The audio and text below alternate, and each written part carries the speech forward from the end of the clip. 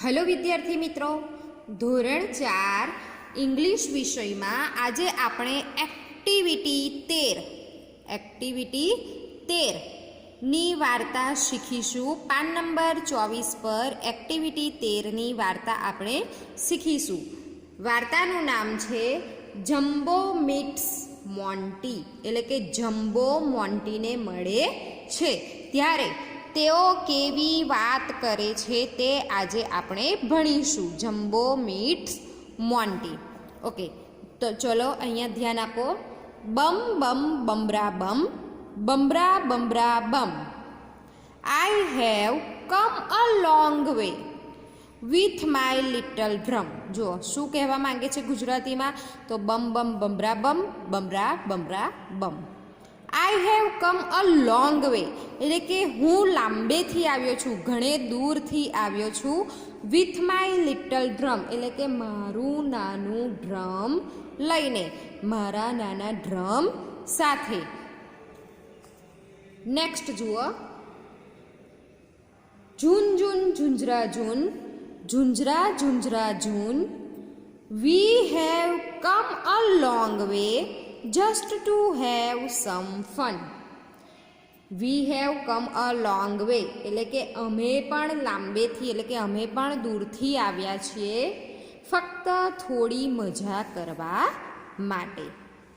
જુઓ આગળ અહીંયા શું છે, look at the circle elephants એટલે કે સર્કસના હાથીઓને જુઓ। Look at the circus elephant, સર્કસના હાથીઓને જુઓ।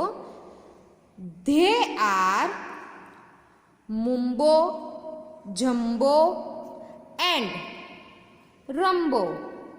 તો તેઓ કોણ છે, તો મમ્બો છે, જમ્બો છે અને રમ્બો છે। જમ્બો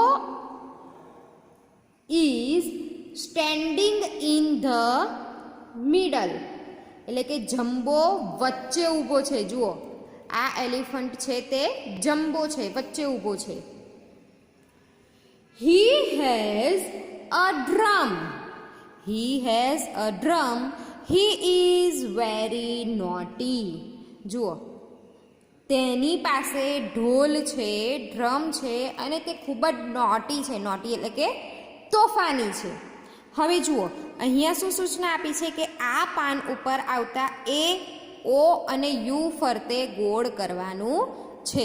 આ જે આખો પેરેગ્રાફ વાંચ્યો છે ત્યાં આગળ એ આવતો હોય, ઓ આવતો હોય અને યુ આવતો હોય તેની ઉપર ગોળ રાઉન્ડ કરવાનું છે। જુઓ મેં કરેલા જ છે, તમારે પણ આ રીતના બુકમાં ગોળ રાઉન્ડ કરવાના છે, બરાબર છે। આ આખા પેરેગ્રાફમાં એ, ઓ અને યુ આવતા હોય તેની ફરતે તમારે ગોળ કરવાના છે।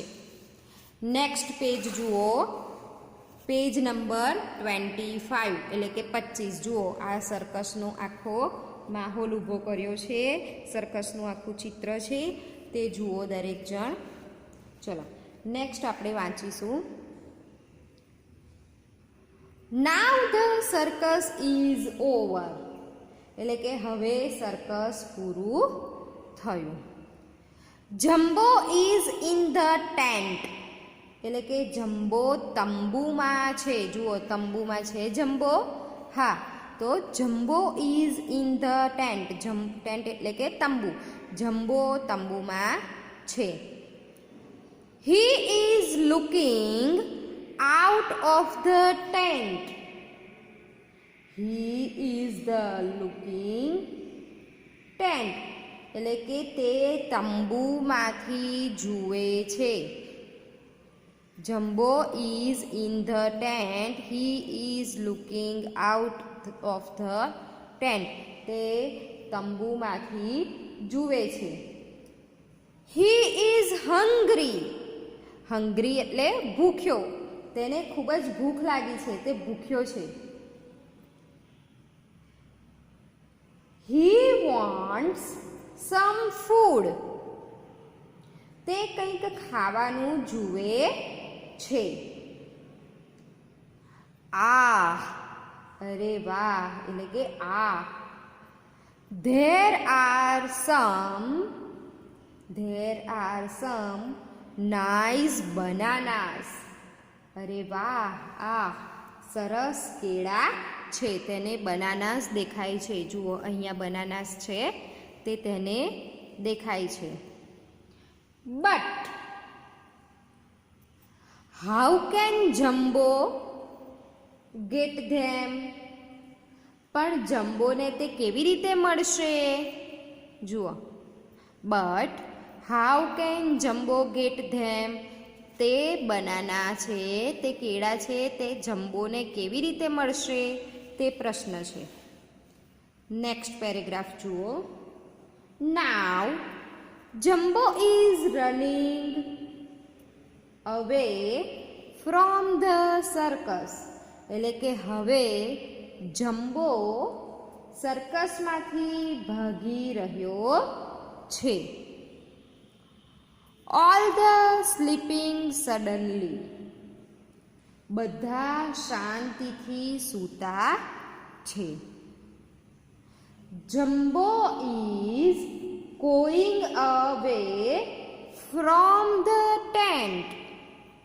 Jumbo is going away from the tent. Jumbo તંબુમાંથી જઈ રહ્યો છે.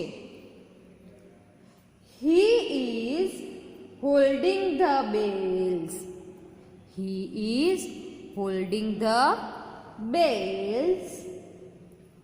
Otherwise the noise will wake up everyone. જુઓ શું કહેવા માંગે છે? He is holding the bells. Otherwise the noise will wake up everyone. એટલે કે તેણે ઘંટડીઓ પકડી રાખી છે.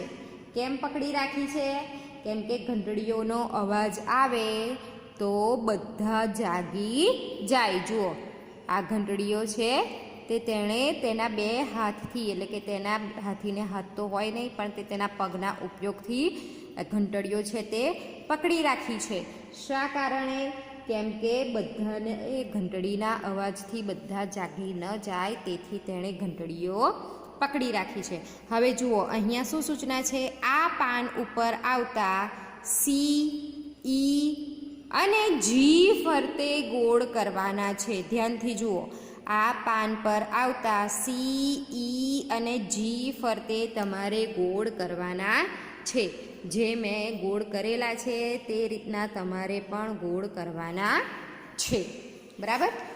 નેક્સ્ટ પેજ જુઓ, પેજ નંબર 26, એટલે કે પેજ નંબર 26 જુઓ દરેક જણ.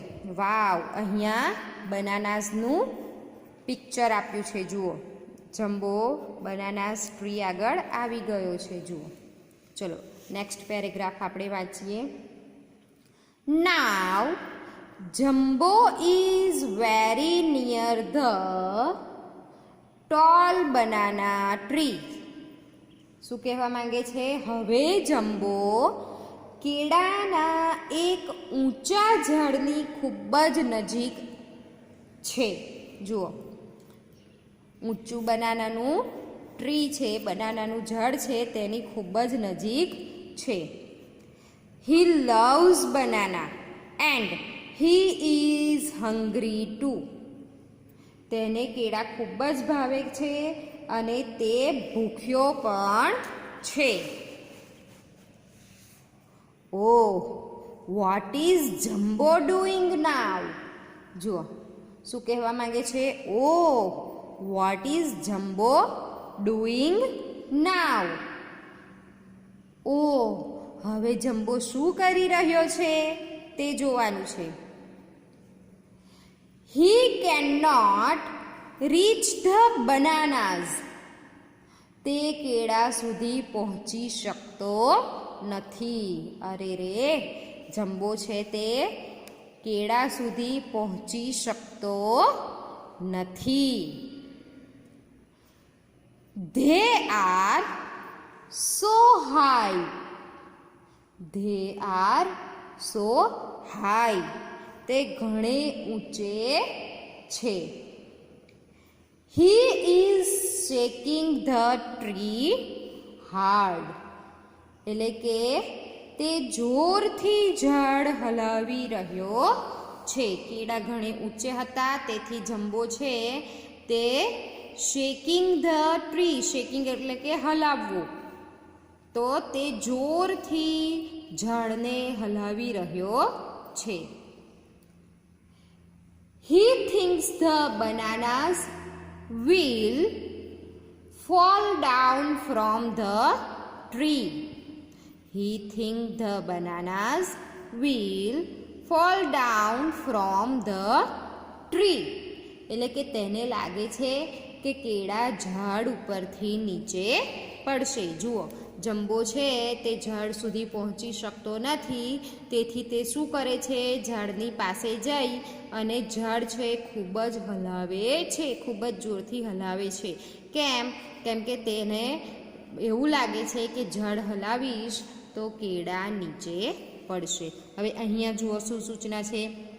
આ પાન ઉપર આવતા બી, ડી, ટી અને એફ ફરતે ગોળ કરવાનું છે. જુઓ, બી, ડી, ટી અને એફ જે આલ્ફાબેટ આવતા હોય તેના ફરતે તમારે ગોળ રાઉન્ડ કરવાનું છે. નેક્સ્ટ પેજ જુઓ, પેજ નંબર 27. પેજ નંબર 27 તે જુઓ, અહીંયા શેનું ચિત્ર છે, જમ્બોનું પણ છે, બનાનાસ છે અને બનાના ટ્રી ઉપર કોણ છે, મંકી છે. હવે જુઓ તેમાં શું કરવાનું છે તે. But who is sleeping on the bananas tree? શું કહે છે? But who is sleeping on the banana tree? એટલે કે પણ કેળાના ઝાડ ઉપર કોણ સૂતું છે? Well, it is a monkey. ઠીક છે, તે વાંદરો છે. His name is Monty. જુઓ, his name is Monty. તેનું નામ મોન્ટી છે. મંકીનું નામ શું છે? Monty. Jumbo does not see the monkey. જમ્બોને વાંદરો દેખાતો નથી. He shakes the tree very hard. તે ખૂબ જ જોરથી ઝાડ હલાવે છે. લો, જુઓ, લો એટલે કે જુઓ, the monkey is falling down. Right, the monkey is falling down right on top of Jumbo's head. એટલે કે જુઓ, વાંદરો નીચે પડી રહ્યો છે બરાબર જમ્બોના માથા ઉપર. વાંદરો જમ્બોના માથા ઉપર પડે છે. Jumbo shouts and laughs. એટલે કે જમ્બો બૂમ પાડે છે અને હસે છે. They become friend. તેઓ મિત્રો બની જાય છે. બંને મિત્ર બની ગયા. હવે જુઓ, આ પાન ઉપર આવતા એન, એચ, એમ અને એન ફરતે તમારે ગોળ કરવાનું છે. બરાબર છે. હવે આપણે આ જે ચેપ્ટર ભણ્યા છે એક્ટિવિટી 13 જમ્બો મીટ્સ મોન્ટી, એટલે કે જમ્બો છે તે મોન્ટીને મળે છે. કેવી રીતે મળે છે? તો કેળાના ઝાડ પરથી મોન્ટી તેના માથા ઉપર પડે છે ને મળે છે.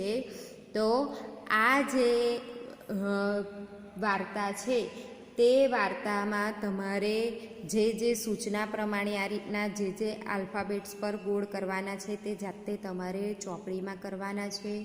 પ્લસ સારા અક્ષરે તમારે આ દરેક પેરેગ્રાફ છે એ નોટમાં લખી અને નોટમાં પણ તમારે ગોળ કરવાના છે.